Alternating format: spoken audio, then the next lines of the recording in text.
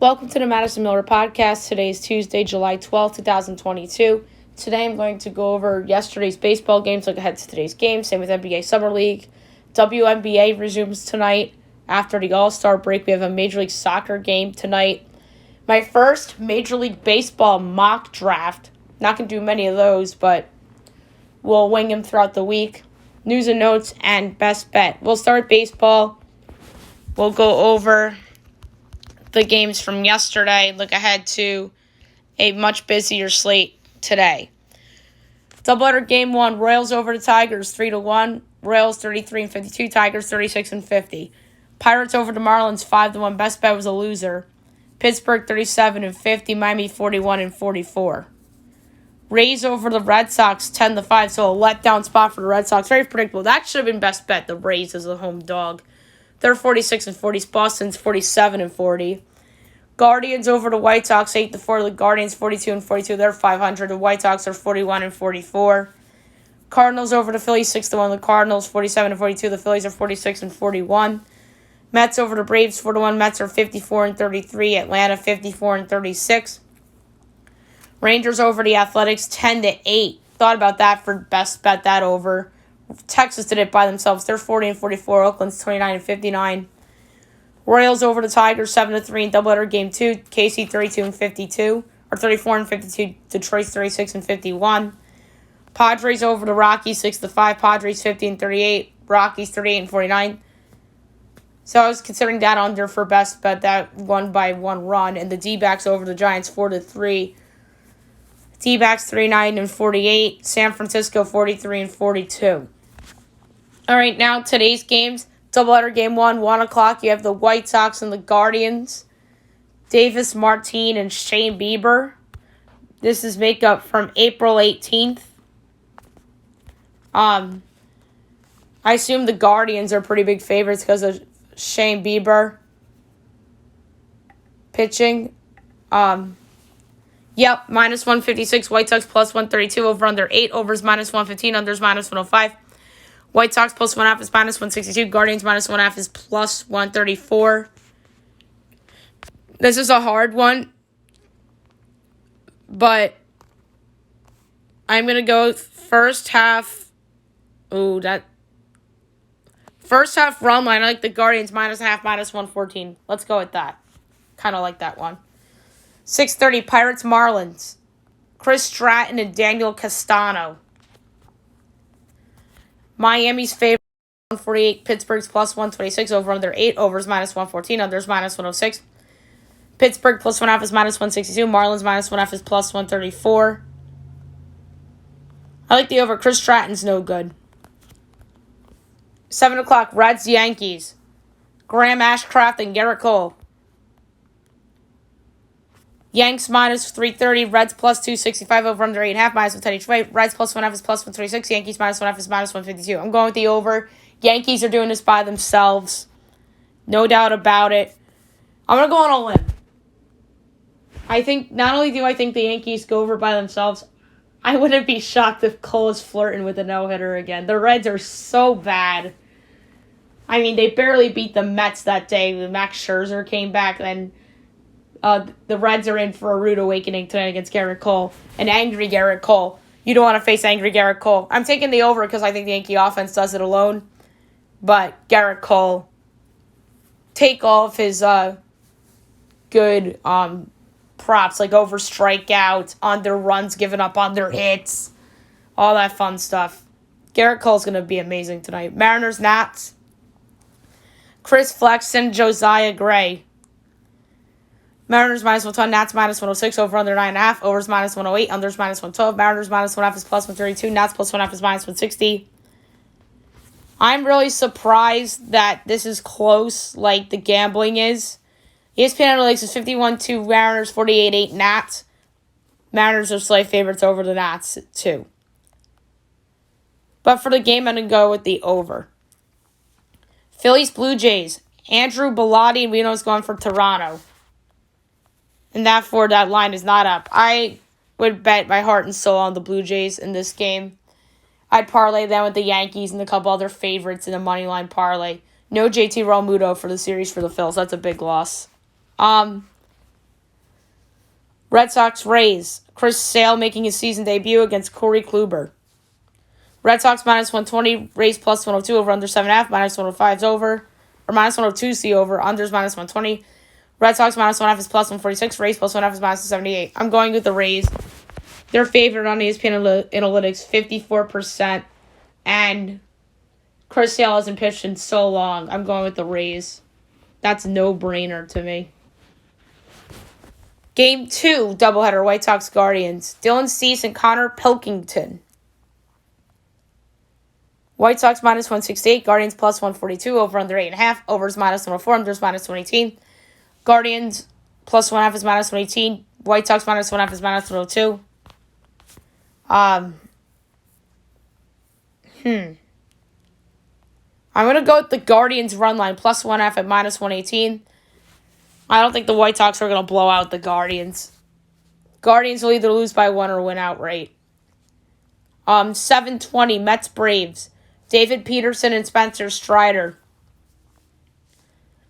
Braves minus 198, Mets plus 166, over under 8.5, overs minus 104, unders minus 115.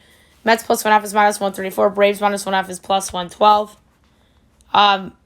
I like the under. Strider's been great. Peterson's been decent. 7:40, Brewers Twins. Jason Alexander and Josh Winder, or 7:30, I should say. Twins minus 142, Brewers plus 120, over under 9, overs minus 122, unders even money. Brewers plus 1.5 is minus 170, Twins minus 1.5 is plus 140. This is a tough one. But I'm going to go with the first half results high, plus 550. 7:45, Dodgers Cardinals on TBS. So this is a nationally televised game between two National League teams that have hopes and dreams of going deep into October. Mitch White and Matthew Liberatore. Dodgers minus 152, Cards plus 128, over under 8.5, overs minus 122, unders even money. Dodgers minus 1.5 is plus 106, Cards plus 1.5 is minus 128. This is a hard one too. But I'm going to go over 4.5 first half till runs minus 112, but I don't feel solid about that. 8 o'clock, Orioles Cubs. Jordan Lyles and Adrian Sampson. Cubs minus 122, Orioles plus 104, over under 9.5, overs minus 104, unders minus 118. Orioles plus 1.5 is minus 192, Cubs minus 1.5 is plus 155. The Orioles are riding hot right now. They have been an amazing story. This was the laughingstock of Major League Baseball several years ago. They're only one game under 500 in baseball's best division. And they're the worst team easily in that division, too. The Orioles are much better than anticipated this season. I thought that for a little bit in April, playing well against some of the AL East teams. I was like, oh, maybe the Orioles are a little bit better than expected. But the Cubs are favored on ESPN Analytics and in Vegas. It's because no one believes in this Orioles team. And rightfully so, but they can absolutely win this game. They're a better team than the Cubs right now. But for the bet of the game, I'm going to go with the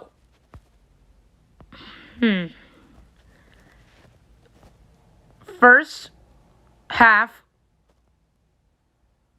Let's go with the first half run line, Orioles plus 1/2, minus 118.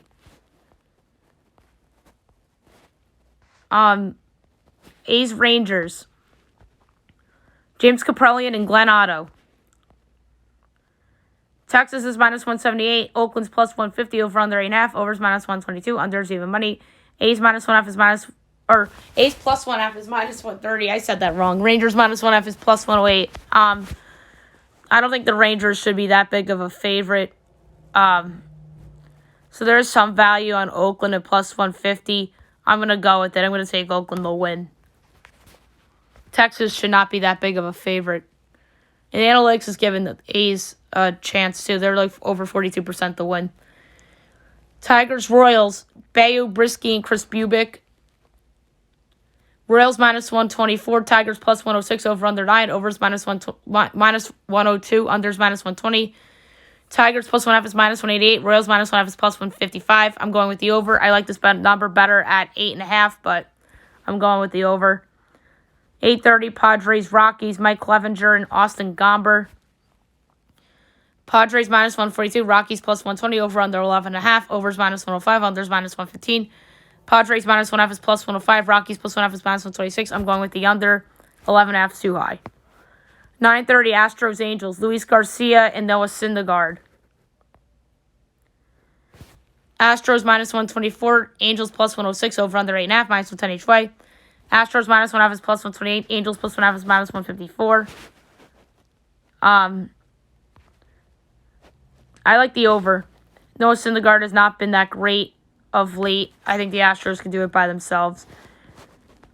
At 9:45, the Diamondbacks at the Giants, Dallas Keuchel, Logan Webb. Giants minus 215, A's plus, or Arizona plus 180, over under 8, overs minus 102, unders minus 120. D-backs plus 1.5 is minus 113, Giants minus 1.5 is minus 106.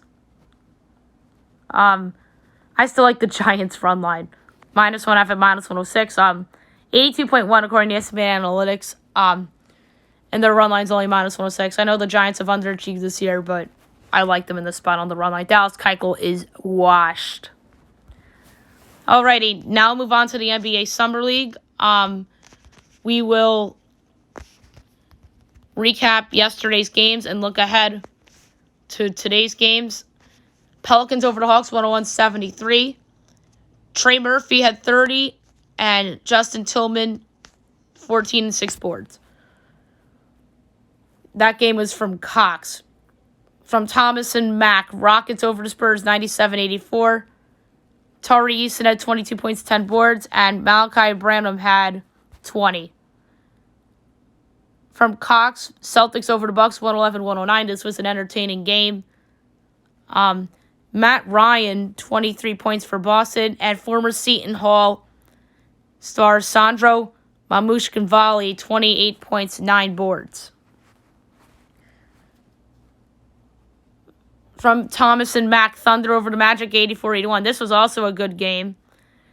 Chet Holmgren had 16 and 10, and Justin James had 16 for Orlando. Jazz over the Mavericks, 83-82 from Cox. This was another good game. Taco Fall had 12 points and 15 boards, and Jarrett Harding had 18 for Dallas. And the Trailblazers over the Knicks, 88-77. Trendon Watford had 18 points, and Quentin Grimes for the Knicks had 24. Alrighty, today's games. 5 o'clock from T-Mac, T and Mac, as I like to call it. You have the Bulls and the Raptors.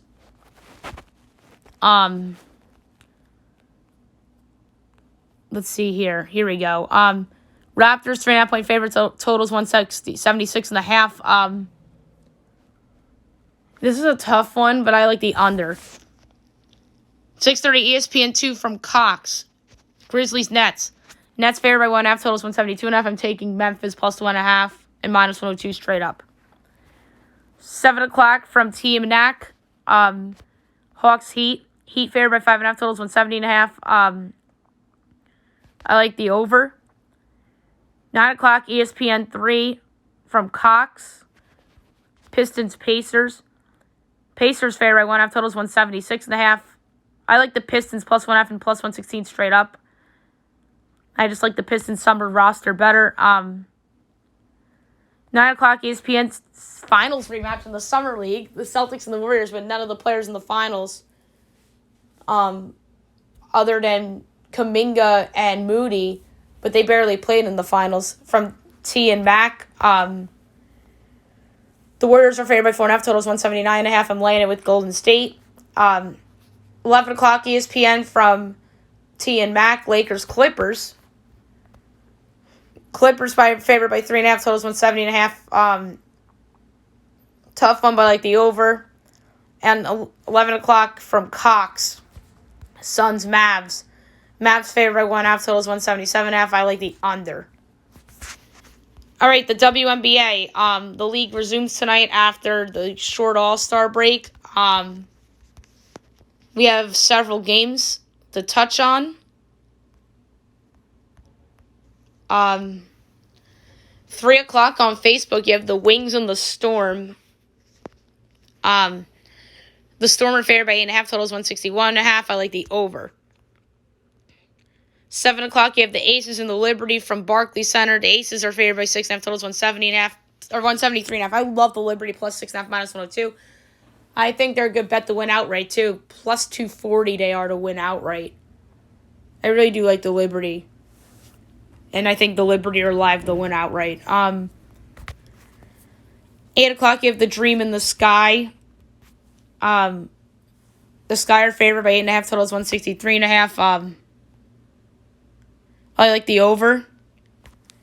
Mercury Lynx. The Lynx are favored by 5.5. Total is 163.5. I like the Mercury getting the 5.5. I think they're another good bet to potentially win outright. They're plus 198. And 10:30 of the Mystics and the Sparks. The Mystics are favored by 4.5, totals 159.5. I'm going to take the over. I think that is a very low total. All right, Major League Soccer, I believe, has one game tonight. Maybe multiple. I think it's just one. And it is just one. 9 o'clock, you have Austin hosting Houston. So it's an in-state rivalry in the West. Austin's in second, 37 points. Houston's in 11th, 22 points.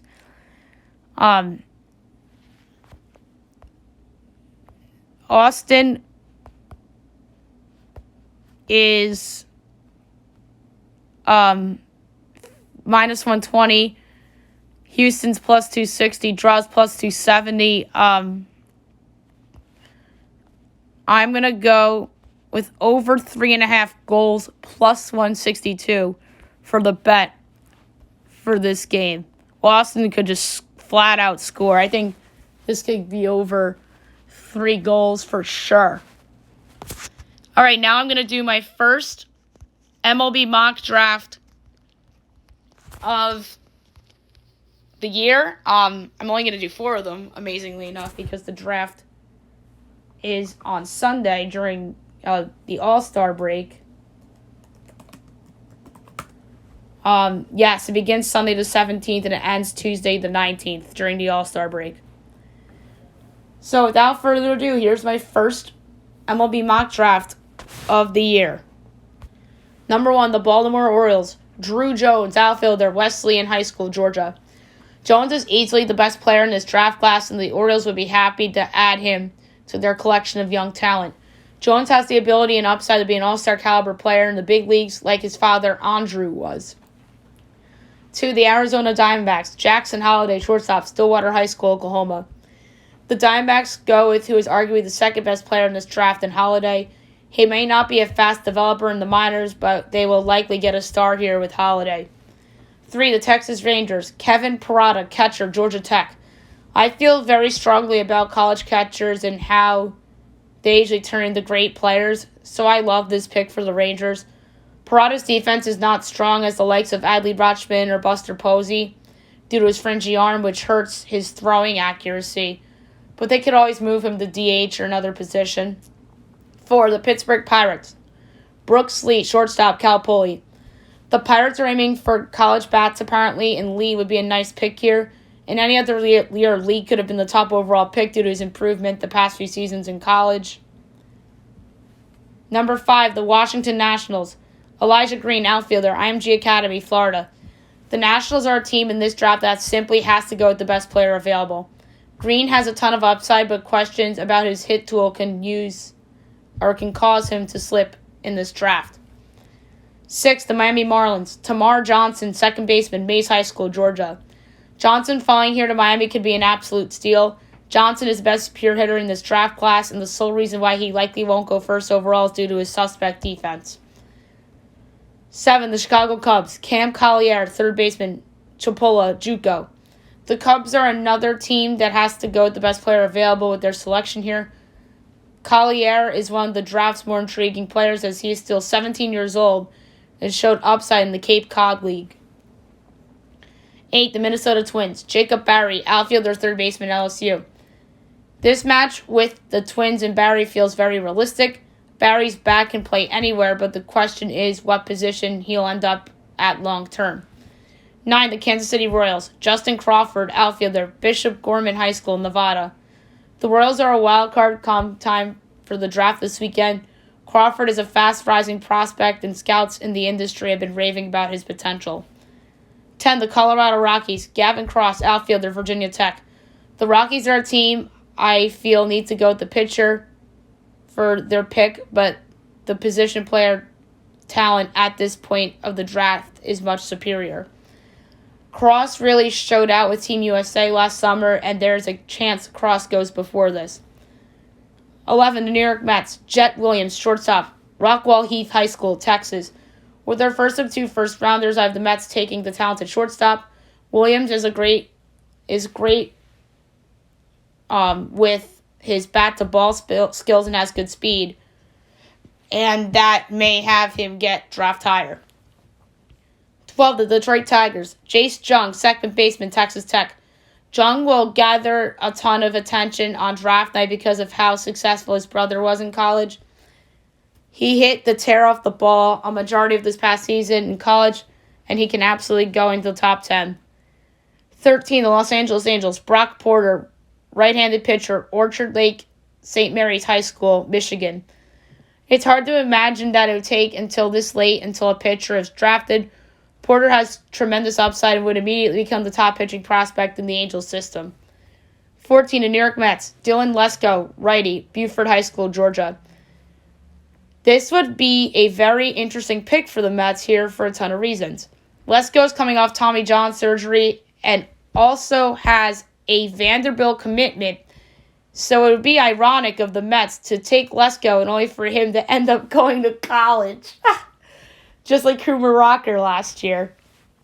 Or no, Kumar Rocker didn't go back to college. He was in another league. 15, the San Diego Padres. Robbie Snelling, lefty, McQueen's High School, Nevada. Snelling in the Padres feels like a match that is predictable. Snelling is the best lefty in this class and has great command with his pitches as well as multiple great pitches. 16, the Cleveland Guardians. Zach Nato, shortstop, Campbell. I love this match of Nato and the Guardians for so many standpoints. Despite playing for a mid-major school, Nato really proved some doubters wrong with the strong showing for Team USA last summer. 17, the Philadelphia Phillies. Kumar Rocker, righty, Tri-City Frontier League. After failing to sign with the Mets last summer, Rocker is back in this summer's draft. I love the idea of Rocker in Philly here, and he'll fit nicely with the other young, talented arms they have in their system. 18, the Cincinnati Reds. Daniel Susac, catcher, Arizona. I love this possible pick for the Reds as they get themselves a solid catching prospect. Susac has a better possibility of sticking behind the plate long-term than Kevin Parada and also has an outstanding bat. 19, the Oakland Athletics. Dylan Beavers, outfielder, California. The Athletics love taking college hitters, and here I have them taking another one in Beavers. He's a very tall outfielder and has a ton of power and has a great hit tool, although there are flaws in his swing. 20, the Atlanta Braves. Cooper Hergepy, lefty, Oregon State. The Braves are a team that usually likes to go with college pitchers, and here I have them going with the good one. Hergepy was one of the best in the Pac-12 this past season and could be a middle-of-the-rotation guy with a solid strikeout rate. 21, the Seattle Mariners. Cole Young, shortstop, North Allegheny High School, Pennsylvania. The Mariners are getting themselves a steal here with Young, who can definitely go higher than this on draft night. He's a great defensive player and has advanced hitting skills and a good skill set. 22, the St. Louis Cardinals. Chase DeLauder, outfielder. James Madison. This could potentially continue a great trend for the Cardinals of taking talented hitters in the first round of the draft. DeLauder has some raw power and was having a great season until a broken foot ended it. 23, the Toronto Blue Jays. Tucker Toman, third baseman, Hammond High School, South Carolina. The Blue Jays always seem to be a wild card at the draft in terms of what direction they can go. Toman is not super athletic, but could also slide at left field and has a strong arm as well as a solid bat. 24, the Boston Red Sox. Drew Gilbert, outfielder, Tennessee. This would be a very nice selection for the Red Sox, who could use some college hitters in their system. Gilbert is a safe bet to remain in center field long term, and he really put it together offensively this past season in college. 25, the New York Yankees. Jordan Beck, outfielder, Tennessee. One pick after his teammate gets selected by a hated rival, Beck is taken here by the Yankees. Beck has some raw power, but like most raw power hitters, has holes in his swing. 26, the Chicago White Sox. Cade Horton, righty, Oklahoma. The White Sox have a super thin farm system, so they should go with the best player available. Horton lacks a track record considering he had Tommy John surgery, but he really boosted his stock after the team's College World Series run. 27, the Milwaukee Brewers. Sterling Thompson, outfielder, Florida. The Brewers are usually a team that likes to pounce on college players, either hitters or pitchers. And here I have them taking Thompson. He is one of the more accomplished hitters in this draft class and perhaps one of the safest bets as well. 28, the Houston Astros. Gabriel Hughes, righty, Gonzaga. The Astros always like to go with upside players for their selections. Hughes has two outstanding pitches with his slider and fastball, but he slumped down the stretch, which made his numbers look shoddy. 29, the Tampa Bay Rays. Brandon Barrera, lefty, American Heritage High School, Florida. The Rays are another team that likes to go with upside, but also likes to be safe with their picks too. Barrera is more polished than most prep arms in this class with his 3 above-average pitches and has great mechanics. And number 30, the San Francisco Giants. Connor Prelup, lefty, Alabama. This could be a possible steal for the Giants, as Prelup is someone who was in play for the number 1 overall pick before he got Tommy John surgery. Prelup has the best breaking pitch in this class and has a great fastball as well. So there you have it, the first MLB Mock Draft of the year. There's one team that doesn't have a pick. I can't pinpoint to who it is, but if I think of it, I'll let you guys know. All right, now I'll move on to the news and notes for today. Juan Soto added to the home run derby. Interesting ad, an entertaining ad to go with Albert Pujols, who's going to participate in it for the 4th and final time. And Peter Alonso is in it, as is Ronald Acuna Jr. So that's 4 big names in there, 3 stars and 1 past star. Hockey's going to dominate the news this week, and tomorrow's a very big day. Free agency begins, and there's a lot of rumors. So the Penguins last night extended Rickard Rakell, who they acquired in a trade last season. 6-year contract extension. It's about 6 years, $30 million. I think that is a great extension for Pittsburgh. Rakell's in his prime. He'll help the team now. Now the question is, do they get Evgeny Malkin done? As it was reported that he will open the market for the first time in his career, according to Darren Drager. There's some speculation that Malkin's camp is saying that to have general manager Ron Hextall panic and get it done. So it's going to be an interesting next several days for sure. And Kevin Weeks reports that David Krejci could potentially return to the Bruins after playing last year in Czech Republic. I think that would be an amazing story and a great addition for Boston, someone that they missed last year. Valeri Nichushkin signs an 8-year extension to remain with the Avalanche. So that's another big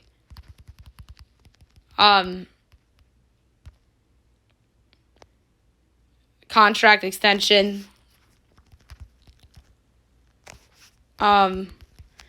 Let's see, 8-year, like an 8-year, $48 million deal, which I think is a really interesting deal. And then the Senators dump Matt Murray and 2 draft picks onto the Maple Leafs roster for future considerations. I like this for Toronto. Matt Murray finally back on a good team. I think that could rejuvenate him a little bit. So we'll see. Some baseball news. The Dodgers are eyeing Luis Castillo in a trade, and so are the Yankees. God, if one of those two get Castillo, team to beat. No doubt. I think the Dodgers fit is better for Castillo than the Yankees because once upon a time the Yankees traded for a starter named Sonny Gray who was stuck on bad teams and turned out to be a big flop. So I don't know if the Yankees should go that route, and they overpaid for Sonny Gray at the time. Maybe I'm living in the past and judging it based on Sonny Gray, but the Dodgers have had some flops as well through the years. I mean, not a lot of them, but they have had some flops. But I think Castillo, if he were to go to the Yankees or the Dodgers or anywhere else, would be a great ad. Another team I want to rule out for him is Atlanta. Because you're hearing Atlanta in the mix for DeGrom come the winter if DeGrom opts out. Wander Franco out 5 to 8 weeks as he had underwent surgery, repaired his wrist. That is a huge loss for the Tampa Bay Rays. I know they survived yesterday against the Red Sox, but I don't know if they could beat the Yankees without Wander Franco. I'm sorry. I don't think they can beat the Yankees without Wander Franco. They can beat the Red Sox without him because the Red Sox pitching stinks, but I don't think they can beat the Yankees without Wander Franco. Like, that is just an enormous loss for them. And hopefully he's back for the stretch run. Brian Reynolds to the 10-day injured list due to a right oblique strain. That is a big loss for the Pirates, who might be trying to trade Brian Reynolds, who's a really good player. So we'll see. And then a trade yesterday. The Atlanta Braves sent Drew Waters, Andrew Hoffman, to the Royals for the number 35 pick in the draft. I like this deal a lot for the Royals. Waiters is a good prospect, and Hoffman is a solid player as well. And there's no guarantees at the 35th pick of the draft. If Atlanta takes somebody that fell to them, great. Good win, Braves. But I don't like this trade for Atlanta at all, unless if they absolutely nail this pick. Because I think Waters could be a good player. And the fact that the Royals pulled this deal off makes me think that they're going to trade Andrew Benintendi, so keep an eye out for that. Basketball news. Paolo Banchero out for the rest of the Summer League to give other players opportunities. This sucks for the Magic fans. Sucks for ESPN, who purposely had their game against the Thunder on last night because of Banchero versus Chet, but Banchero bowed out.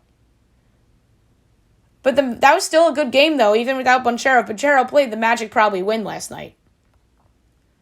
The NBA play-in tournament is likely going to be permanent as the League Board of Governors expected to approve the tournament as a regular part of future seasons. So that is good news, I think, because I like the play-in tournament. It adds more intrigue and also brings more games for people to watch and to bet on. ESPN's Brian Windhorst reports that DeAndre Ayton to the Pacers is very close, as the Pacers can give Ayton almost a max deal after carrying up cap space in the Malcolm Brogdon trade. Ayton's somehow still on the market. I'm surprised that he's not been signed anywhere yet. But Brian Windhorst has had himself a good summer, so we'll see if he's right about this. Football news.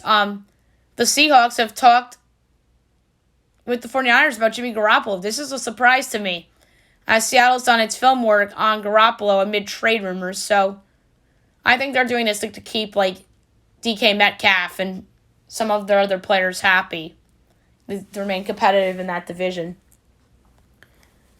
Really sad news. Heinz Field is no more, as the Steelers officially renamed their home field to Acrisure Stadium after 21 seasons. That is very sad. Heinz Field is an iconic name. The Steelers is an iconic franchise. Steelers and Heinz Field is just synonymous. But then again, the Cowboys play at AT&T Stadium. The Giants play at MetLife Stadium. So Cowboys Stadium and Giants Stadium are no more. So that's just sad news, but sometimes it's time to move on from sponsors. We saw the Staples Center change to the Crypto.com Arena, which I'm still against. But then again, you can never imagine Yankee Stadium changing its name. You can never imagine Madison Square Garden changing its name. But you never know in sports, and Heinz Field's not Heinz Field anymore. So that's just a little bit of sad news from a name branding standpoint, in my opinion. The WAC is changing its basketball tournaments for the men's and women's based on analytics and not league record. This is interesting. I wonder if this is where it's going to be long term. But analytics like what? KenPom and stuff like that. Sagarin. So that's really interesting. And non-sports news. This is kind of funny, but at the same time it's not funny. An upstate New York anchor slurs words, calls weatherman wrong name during broadcast. Yikes. This is one of those where you could just take a crack laugh at it, but it's really not super duper funny. I've seen news anchors slur words before. I know a former weatherman, I remember he slurred words one time, and it was awful. So you never know what's up in the situation. That's why it's not really funny, because you never know what is going on with the anchor and what that person did prior to work. But it's something that went viral.